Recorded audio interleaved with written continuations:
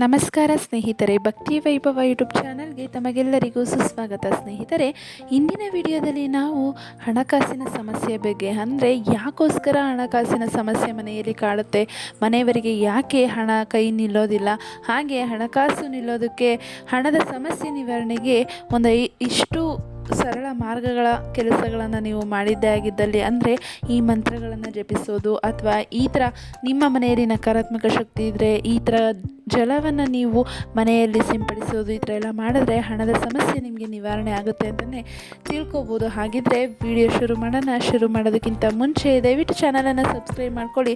Video ಇಷ್ಟ ಆಯಿತು ಅಂದರೆ ವಿಡಿಯೋಗೆ ಲೈಕ್ ಮಾಡಿ, ಶೇರ್ ಮಾಡಿ, ಕಮೆಂಟ್ ಮಾಡಿ. ಸ್ನೇಹಿತರೆ, ಹಣದ ಸಮಸ್ಯೆ ಅಂದರೆ ನಾವು ಪ್ರತಿನಿತ್ಯ ಎಲ್ಲರೂ ಕಷ್ಟಪಡ್ತಾ ಇರೋದೇ ಹಣವನ್ನು ಸಂಪಾದಿಸೋದಕ್ಕಾಗಿ ಅಲ್ವಾ. ಆದರೆ ಅದೆಷ್ಟೋ ಬಾರಿ ನಮ್ಮ ಶ್ರಮಕ್ಕೆ ತಕ್ಕ ಆದಾಯ ನಮಗೆ ದೊರೆಯೋದಿಲ್ಲ. ಆಗ ಹಣದ ಸಮಸ್ಯೆಯಿಂದ ಸುಲಭವಾಗಿ ಪರಿಹಾರ ಮಾಡಿಕೊಳ್ಳಬಹುದು. ಅಂದರೆ ನೀವು ನಂಬಲೇಬೇಕು, ಅಂದರೆ ಈ ಒಂದು ಹಣದ ಸಮಸ್ಯೆಯನ್ನು ನೀವು ಸುಲಭವಾಗಿ ಪರಿಹಾರ ಮಾಡ್ಕೋಬೋದು ಅಂತಲೇ ಹೇಳ್ತಾ ಇದ್ದಾರೆ. ಹಾಗಿದ್ರೆ ಕೆಲವೊಂದಷ್ಟು ಹಣದ ಸಮಸ್ಯೆಗಳನ್ನು ಹೋಗಲಾಡಿಸಲು ಈ ಮಾರ್ಗಗಳನ್ನು ನೀವು ಮಾಡಿದ್ರೆ ನಿಮ್ಮಲ್ಲಿ ಹಣದ ಸಮಸ್ಯೆ ಹೋಗಲಾಡಿಸುತ್ತೆ ಅಂತಲೇ ಹೇಳ್ಬೋದು. ಹಣದ ಕೊರತೆಯನ್ನು ನೀಗಿಸಲು ಯಾವ ವಿಧಾನಗಳನ್ನು ಅಳವಡಿಸಿಕೊಳ್ಳಲಾಗುತ್ತದೆ ಎಂದು ಸಾಮಾನ್ಯವಾಗಿ ಜನರಿಗೆ ಕೂಡ ತಿಳಿದಿರೋದಿಲ್ಲ. ಅಂತಹ ಪರಿಸ್ಥಿತಿಯಲ್ಲಿ ನೀವು ದೈನಂದಿನ ಜೀವನದಲ್ಲಿ 5 ವಿಷಯಗಳನ್ನು ಸೇರಿಸಿದರೆ ಅಥವಾ ಈ ಒಂದು 5 ವಿಧಾನಗಳನ್ನು ನೀವು ಅಳವಡಿಸಿಕೊಂಡರೆ ಹಣದ ಕೊರತೆಯನ್ನು ಅಥವಾ ಹಣಕ್ಕೆ ಸಂಬಂಧಿಸಿದ ಸಮಸ್ಯೆಯನ್ನು ನೀಗಿಸಬಹುದು ಅಂತಲೇ ಹೇಳ್ತಾ ಇದ್ದಾರೆ.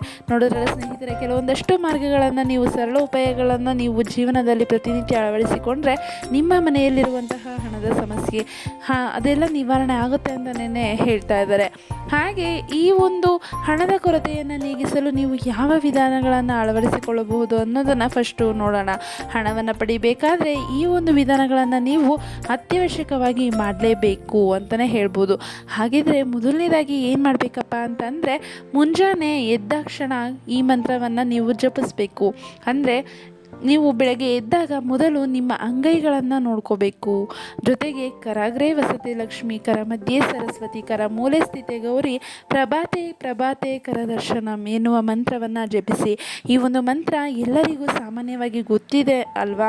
ಈ ಒಂದು ಮಂತ್ರವನ್ನು ನೀವು ಬೆಳಗ್ಗೆ ಎದ್ದ ತಕ್ಷಣ ಅಂಗೈಗಳನ್ನು ನೋಡಿ ಅಂಗೈಗಳನ್ನ ನೋಡ್ಕೊಂಡ್ಬಿಟ್ಟು ಆವಾಗ ನೀವು ಈ ಒಂದು ಮಂತ್ರವನ್ನು ಜಪಿಸಬೇಕಾಗತ್ತೆ. ಹೀಗೆ ಮಾಡೋದ್ರಿಂದ ಲಕ್ಷ್ಮಿ ಮತ್ತು ಸರಸ್ವತಿ ಇಬ್ಬರೂ ಸಂತುಷ್ಟರಾಗ್ತಾರೆ. ಅದೇ ಸಮಯದಲ್ಲಿ ನೀವು ಭಗವಾನ್ ಗೋವಿಂದನ ಆಶೀರ್ವಾದವನ್ನು ಕೂಡ ಪಡಿತೀರಾ ಅಂತಲೇ ಹೇಳ್ಬೋದು. ಅಂದರೆ ಈ ಒಂದು ಮಂತ್ರದಲ್ಲಿ ಬಂದು ಲಕ್ಷ್ಮಿ, ಸರಸ್ವತಿ ಹಾಗೆ ನೀವು ಗೋವಿಂದನ ಆಶೀರ್ವಾದವನ್ನು ಕೂಡ ಪಡಿತೀರಾ ಅಂತಲೇ ಹೇಳ್ಬೋದು. ಯಾವ ಮಂತ್ರ? ಕರಾಗ್ರೇ ವಸತಿ ಲಕ್ಷ್ಮಿ, ಕರ ಮಧ್ಯೆ ಸರಸ್ವತಿ, ಕರ ಮೂಲೆ ಸ್ಥಿತೆ ಗೌರಿ, ಪ್ರಭಾತೆ ಪ್ರಭಾತೆ ಕರ ದರ್ಶನಂ. ಈ ಒಂದು ಮಂತ್ರವನ್ನು ನೀವು ದಿನಾಲು ಜಪಿಸಿದ್ದೇ ಆಗಿದ್ದಲ್ಲಿ ನಿಮ್ಮ ಕೈಯಲ್ಲಿ ಹಣಕಾಸು ನಿಲ್ಲಲು ಪ್ರಾರಂಭವಾಗುತ್ತೆ ಅಂತಲೇ ಹೇಳ್ಬೋದು.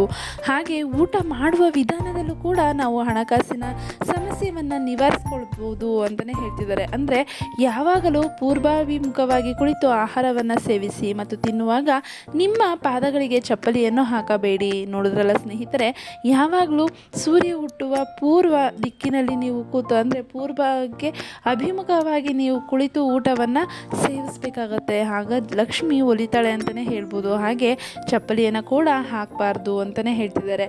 ಒಂದು ವೇಳೆ ನೀವು ಊಟ ಮಾಡುವಾಗ ಅಥವಾ ಆಹಾರ ಸೇವಿಸುವಾಗ ಈ 2 ತಪ್ಪುಗಳನ್ನು ಮಾಡಿದರೆ ಅನ್ನಪೂರ್ಣೇಶ್ವರಿ ದೇವಿಯು ನಿಮ್ಮ ಮೇಲೆ ಕೋಪಿಸಿಕೊಳ್ಳುತ್ತಾರೆ. ನೋಡಿದ್ರಲ್ಲ ಸ್ನೇಹಿತರೆ, ನೀವು ಈ 2 ತಪ್ಪುಗಳನ್ನು ಮಾಡಲೇಬೇಡಿ. ಹಾಗೆ ತುಳಸಿಗೆ ದೀಪವನ್ನು ಬೆಳಗಿಸಬೇಕಾಗತ್ತೆ. ನಿಮ್ಮ ಮನೆಯಲ್ಲಿ ತುಳಸಿ ಗಿಡವಿದ್ದರೆ ತುಳಸಿ ಗಿಡಕ್ಕೆ ಬೆಳಗ್ಗೆ ಮತ್ತು ಸಂಜೆ ತುಪ್ಪದ ದೀಪವನ್ನು ಹಚ್ಚಿ. ಇದನ್ನು ಮಾಡುವುದರಿಂದ ಲಕ್ಷ್ಮೀ ದೇವಿಯು ಪ್ರಸನ್ನರಾಗುತ್ತಾಳೆ. ಹಾಗೆ ಈ ಕ್ರಮವು ನಿಮ್ಮ ಕುಟುಂಬವನ್ನು ಸಮೃದ್ಧವಾಗಿರುವಂತೆ ನೋಡಿಕೊಳ್ಳುತ್ತದೆ. ನೋಡಿದ್ರಲ್ಲ, ತುಳಸಿ ಗಿಡದ ಮುಂದೆ ನೀವು ದೀಪವನ್ನು ಹಚ್ಚಿ ತುಳಸಿಗೆ ಬೇಡಿಕೊಂಡಿದ್ದೇ ಆಗಿದ್ದಲ್ಲಿ ನೀವು ಹಣದ ಸಮಸ್ಯೆಯಿಂದ ನಿವಾರಣೆ ಆಗ್ತೀರಾ ಅಂತಲೇ ಹೇಳ್ಬೋದು.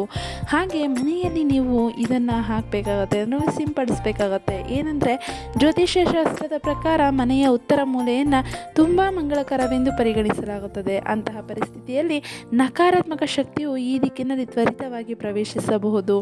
ಈ ದಿಕ್ಕಿನಲ್ಲಿ ನೀವು ನಿಯಮಿತವಾಗಿ ಗಂಗಾಜಲವನ್ನು ಸಿಂಪಡಿಸಬೇಕಾಗುತ್ತದೆ. ಹೌದು ಸ್ನೇಹಿತರೆ, ಗಂಗಾಜಲ ಎಲ್ಲ ಗ್ರಂಥಿಗೆ ಅಂಗಡಿಗಳಲ್ಲೂ ಸಿಗುತ್ತೆ. ನೀವು ತಗೊಂಡು ನೀವು ನಕಾರಾತ್ಮಕ ಶಕ್ತಿ ಏನಾದರೂ ಇದೆ ಅಂತ ನಿಮಗೇನಾದ್ರು ಅನಿಸಿದ್ರೆ ಇದನ್ನು ಪ್ರತಿಯೊಂದು ಮೂಲೆಯಲ್ಲೂ ನಿಮ್ಮ ಮನೆಯಲ್ಲಿ ಹಾಕಿದ್ದೇ ಆಗಿದ್ದಲ್ಲಿ ನಕಾರಾತ್ಮಕ ಶಕ್ತಿಯು ದೂರವಾಗಿ ಲಕ್ಷ್ಮೀ ದೇವಿಯು ಸದಾ ನೆಲೆ ನಿಲ್ತಾಳೆ ಅಂತಲೇ ಹೇಳ್ಬೋದು. ಹಾಗೆ ನಾವು ಹಾಕುವಂತಹ ಬಟ್ಟೆಯಲ್ಲೂ ಕೂಡ ಲಕ್ಷ್ಮೀ ದೇವಿಯ ವಾಸಸ್ಥಾನವಿರುತ್ತೆ ಅಂತಲೇ ಹೇಳ್ಬೋದು. ಅಂದರೆ ನಿಮ್ಮ ಸುತ್ತಲಿನ ಸ್ವಚ್ಛತೆಯನ್ನು ನೀವು ಕಾಪಾಡ್ಕೋಬೇಕಾಗತ್ತೆ. ಹಾಗೆಯೇ ಪ್ರತಿದಿನ ಬೆಳಗ್ಗೆ ಸ್ನಾನ ಮಾಡಿ ಶುಭ್ರವಾದ ಬಟ್ಟೆಯನ್ನು ಧರಿಸಿ ನಂತರ ದೇವರ ಪೂಜೆಯನ್ನು ಮಾಡಬೇಕು ಎಂಬುದನ್ನು ನೀವು ಗಮನದಲ್ಲಿ ಇಟ್ಕೋಬೇಕಾಗತ್ತೆ. ಕೊಳಕಾದ ಬಟ್ಟೆಯನ್ನು ಧರಿಸಿ ಪೂಜೆ ಮಾಡೋದ್ರಿಂದ ಆ ಪೂಜೆಯು ನಿಮಗೆ ಫಲ ನೀಡೋದಿಲ್ಲ. ನೋಡಿದ್ರಲ್ಲ ಸ್ನೇಹಿತರೆ, ದಿನಾಲು ಬೆಳಗ್ಗೆ ಎದ್ದು ಶುಭ್ರವಾಗಿ ನೀವು ಕೂಡ ಸ್ನಾನವನ್ನು ಮಾಡಿ ಶುಭ್ರವಾದ ವಸ್ತ್ರವನ್ನು ನೀವು ಧರಿಸಿ ಪೂಜೆಯನ್ನು ಮಾಡಿದ್ದೇ ಆಗಿದ್ದಲ್ಲಿ ಲಕ್ಷ್ಮೀ ದೇವಿಯು ನಿಮಗೆ ಒಲಿತಾಳೆ ಅಂತಲೇ ಹೇಳ್ಬೋದು. ಈ ಎಲ್ಲ ನಿಯಮಗಳನ್ನು ನೀವು ದಿನನಿತ್ಯದ ದಿನಚರಿಯಲ್ಲಿ ಪಾಲಿಸಿಕೊಂಡು ಬಂದಿದ್ದೇ ಆಗಿದ್ದಲ್ಲಿ ನಿಮಗೆ ನಿಮ್ಮ ಕೈಯಲ್ಲಿ ಹಣ ನಿಲ್ಲುತ್ತೆ. ಹಾಗೆ ಲಕ್ಷ್ಮೀ ದೇವಿಯು ಸಂತೋಷಗೊಳ್ತಾರೆ. ಹಣದ ಸಮಸ್ಯೆ ನಿವಾರಣೆ ಆಗಿ ಬರ್ತಾ ಇರುತ್ತೆ ಅಂತಲೇ ಹೇಳ್ಬೋದು. ನೋಡಿದ್ರಲ್ಲ, ನೀವು ಈ ನಿಯಮಗಳನ್ನು ಪಾಲಿಸಿಕೊಂಡು ಬನ್ನಿ, ಲಕ್ಷ್ಮೀ ದೇವಿಗೆ ಕೃಪಾ ಕಟಾಕ್ಷರಾಗಿ ಅಂತ ವಿಡಿಯೋ ಮೂಲಕ ತಿಳಿಸ್ತಾ ಇದ್ದೀನಿ ಸ್ನೇಹಿತರೆ. ಈ ಒಂದು ಮಾಹಿತಿ ನಿಮಗೆ ಇಷ್ಟ ಆಗಿದೆ ಅಂತ ಅನ್ಕೊತೀನಿ. ಇಷ್ಟ ಆಗಿದ್ರೆ ವಿಡಿಯೋಗೆ ಲೈಕ್ ಮಾಡಿ, ಶೇರ್ ಮಾಡಿ, ಕಮೆಂಟ್ ಮಾಡಿ. ಹಾಗೆ ದಯವಿಟ್ಟು ಚಾನಲನ್ನು ಸಬ್ಸ್ಕ್ರೈಬ್ ಮಾಡ್ಕೊಳ್ಳಿ. ವಿಡಿಯೋ ವೀಕ್ಷಿಸಿದ್ದಕ್ಕಾಗಿ ಧನ್ಯವಾದಗಳು.